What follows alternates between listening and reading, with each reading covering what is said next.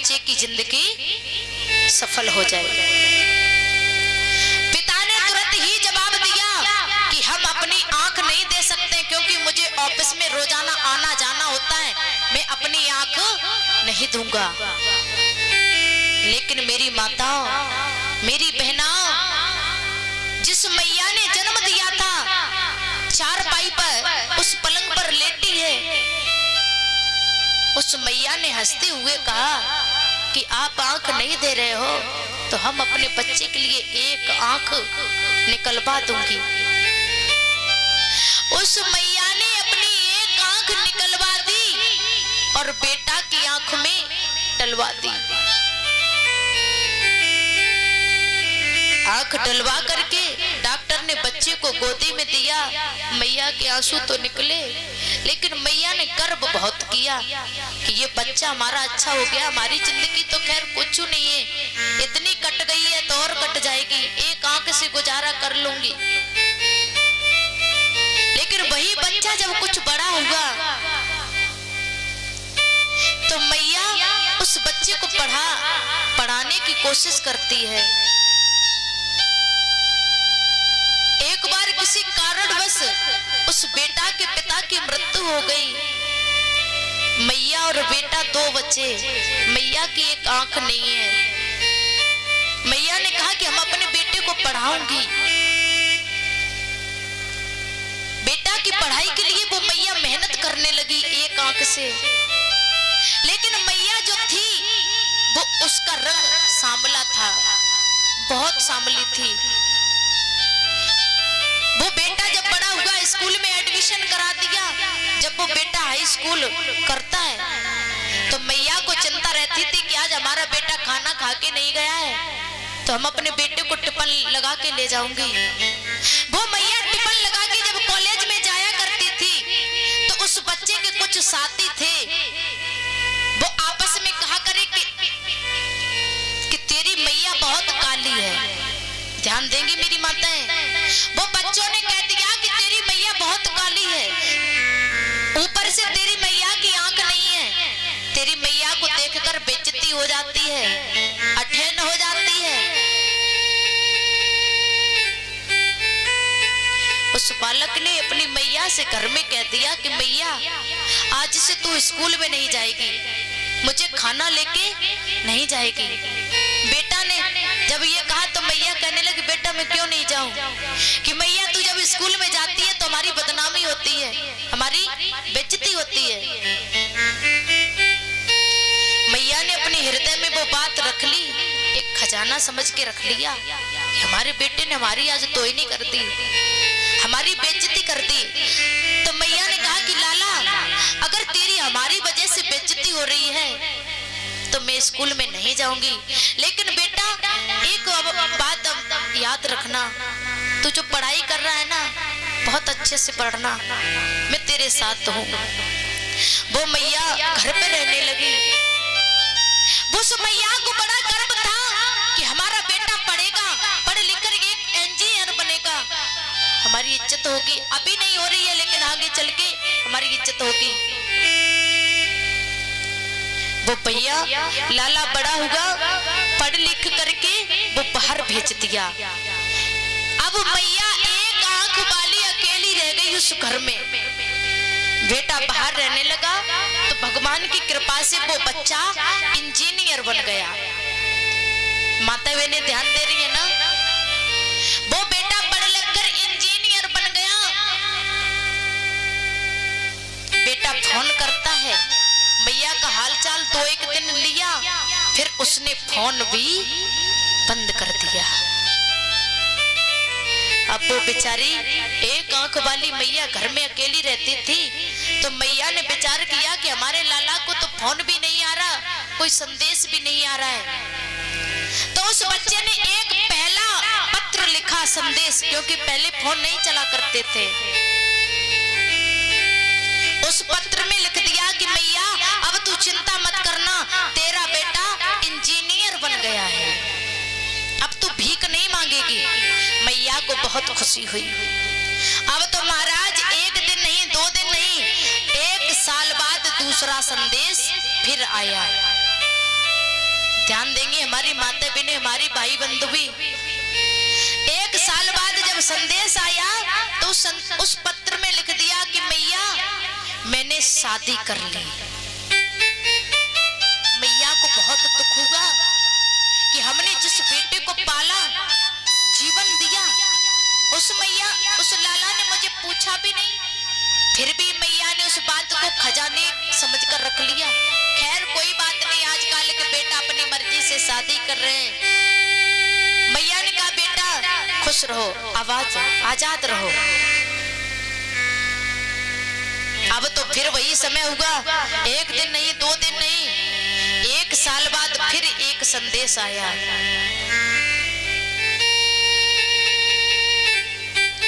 1 साल बाद जब संदेश आया तो बेटा ने लिखा कि मैया तू अब दादी बन गई है, मेरी एक बेटा पैदा हो गया है, मैं पिता बन गया हूँ। मैया को बड़ी खुशी हुई। मैया सोचने लगी खैर मैं दादी तो बन गई हूँ, लेकिन मैया को दुख तो हुआ। मैया सोचने लगी कि बेटा तू इंजीनियर बन गया, शादी कर ली, एक बेटा पैदा कर लिया, तूने बेटा मुझे बुलाया नहीं। मेरा भी मन कर रहा है कि हम अपने बहू को और अपने नाती को देखूं, मेरा भी मन कर रहा है। महाराज मैया को इतनी बात मालूम पड़ी, इसके बाद में बेटा का संदेश आना जाना बंद हो गया। अब तो बेटा का जो संदेश आया करता था वो भी बंद हो गया, लेकिन वो एक आंख वाली मैया बहुत परेशान रहने लगी। अब तो उस मैया पे रहा न जाए, विचार करती है कि हमने अपने बेटा को क्या से क्या नहीं किया। अब तो बेटा का संदेश भी आना बंद हो गया। तो वो मैया जो पत्र आए हुए थे उन्हीं पत्रों के द्वारा अपने बेटा के पास जाती है।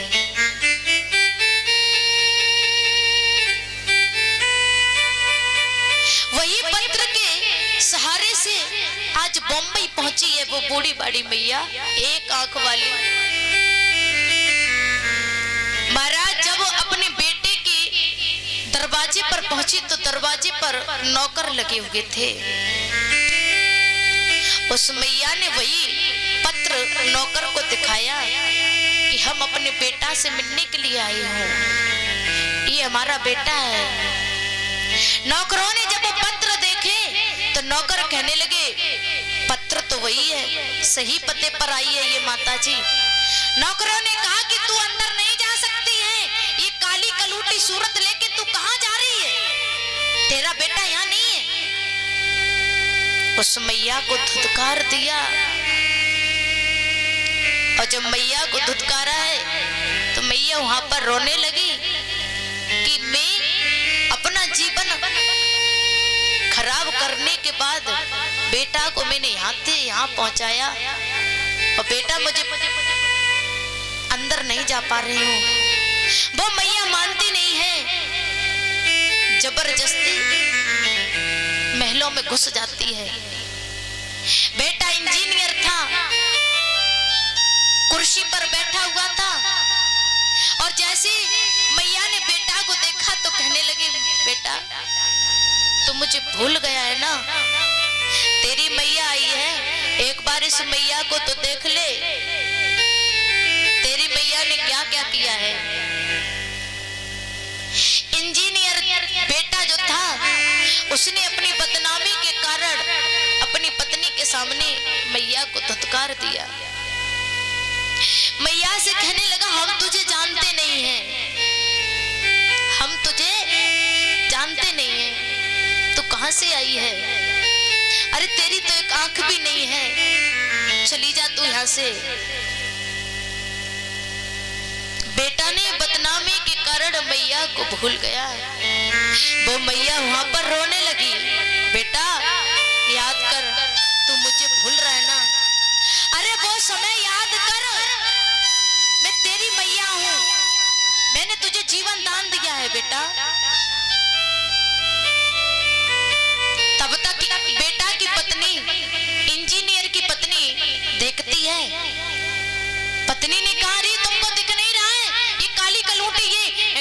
घुसी हुई है, भिखारिन इसको बाहर निकालो।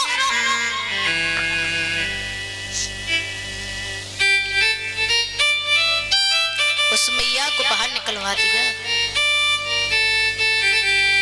वो मैया के आंसू नहीं रुक रहे थे, बल्कि दर्द बहुत हो रहा था। उस मैया को न भोजन पानी न हाल चाल कुछ नहीं पूछा। एक पत्नी के कारण, बदनामी के कारण उस पापी ने अपनी मैया को घर से निकाल दिया। लेकिन मैया ने भी कह दिया था, बेटा मरूंगी तो तेरे सामने ही मरूंगी, क्योंकि हमारे पति ने मुझे छोड़ दिया। इसका मतलब ये नहीं है कि मैं भी तेरे सामने ही छूट जाऊं। एक बगल में कमरा बना हुआ था, उसमें एक पंखा लगा हुआ था। उस मैया ने अपनी साड़ी को उतारी, उस मैया ने साड़ी को तो उतारी, लेकिन मैया रोती हुई नौकर के पास पहुंची और नौकर से कहने लगी, मेरे लाला ने तो पहचानने से इनकार कर दिया, लेकिन तू एक मेरी समस्या सॉल्व कर दे। नौकर ने कहा, क्या है मैया? तो बुढ़िया ने कहा कि इस पन्ने पर एक बात लिख दो। बोली, कौन सी? कि एक बात ये लिख दो कि लाला तू अपनी मैया के भूल रहा है, लेकिन जिस दिन इस मैया ने, काली कलूटी एक आंख वाली मैया ने जो तुझे जन्म दिया था, आज हमारी एक आंख है तो सिर्फ तेरे कारण है। जिस दिन तेरा जन्म हुआ था तेरी एक आंख नहीं थी, मैंने अपनी एक आंख निकाल करके मैंने तेरी आंखों में डाली थी। अगर एक आंख है तो सिर्फ तेरे कारण है। उस मैया ने पत्र लिखवा लिया और लिखवा करके साड़ी के कोने पर बांध दिया, और साड़ी के कोने पर बांध करके उस मैया ने पंखे से फांसी लगा ली। उस मैया ने जब फांसी लगाई है,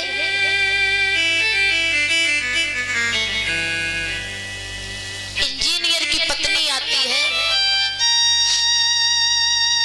इंजीनियर की पत्नी ने देखा कमरे में कि पंखे से एक लाश टंगी हुई थी। वही मैया फांसी लगा के झूला झूल रही थी। इंजीनियर की पत्नी कहती है, महाराज अपने दरवाजे पर जो भिखारिन आई थी, एक काली कलूटी जो औरत आई थी, उसने इस पंखे से फांसी लगा ली। इंजीनियर भागता हुआ आया। इंजीनियर भागता हुआ आया और कहने लगा, भैया मुझसे बहुत बड़ी भूल हुई है, मैंने तुझे पहचान नहीं पाया। मैया साड़ी के पल्लों में जो पत्र बना हुआ था, उस पत्र को खोल कर देखा है। पत्र को जब उस इंजीनियर ने पढ़ा है कि बेटा मैं तेरी मैया हूं, जब तेरा जन्म हुआ था तो तेरी एक आंख नहीं थी, और मैंने अपनी आंख निकाल के तेरे अंदर डलवाई थी, आंख बनाई थी बेटा, और तू मुझे पहचानने से भूल इनकार कर दिया। अब तो वो बेटा मैया मैया कहकर बिलखने लगा कि मैया माफ करना, क्षमा करना, एक बदनामी के कारण, एक पत्नी के कारण हमने अपनी मैया को खो दिया।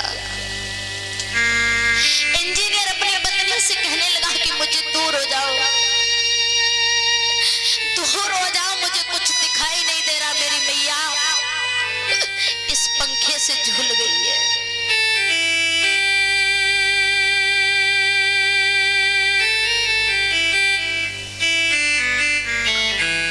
आज उस बेटा को एहसास हुआ है, उस बेटे को एहसास हुआ है कि मैया हमारी चाहे काली हो, चाहे लंगड़ी हो, चाहे बूढ़ी हो, माँ होती है तो मेरे जितने भाई बंधु बहनाएं बैठी हैं सब कुछ भूल जाना, लेकिन माँ पिता को कभी भूलना नहीं।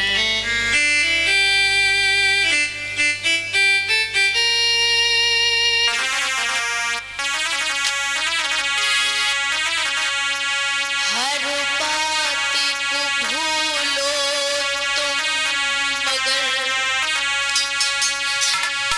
हर बात को भूलो तुम मगर, माँ बाप को ना भूलना।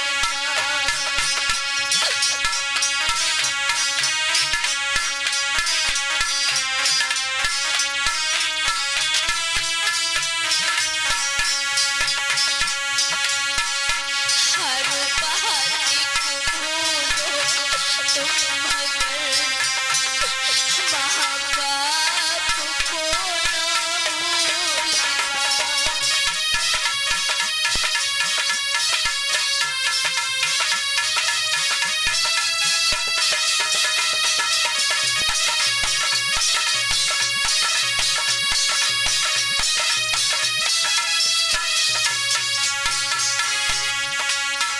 क्योंकि माँ बाप,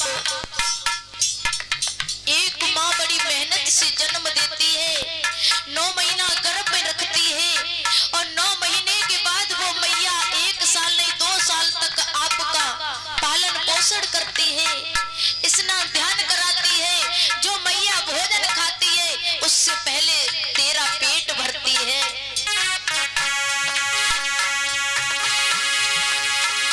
हर बात को भूलो तुम मगर, माँ बाप को ना भूलना।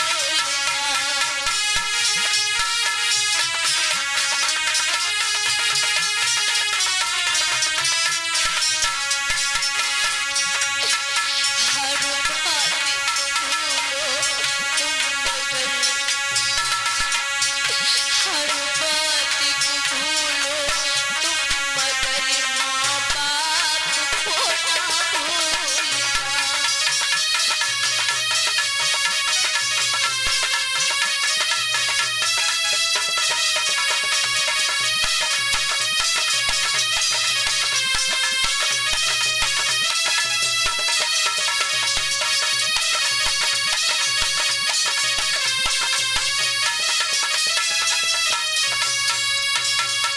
बोल गोविंद भगवान की जय जय।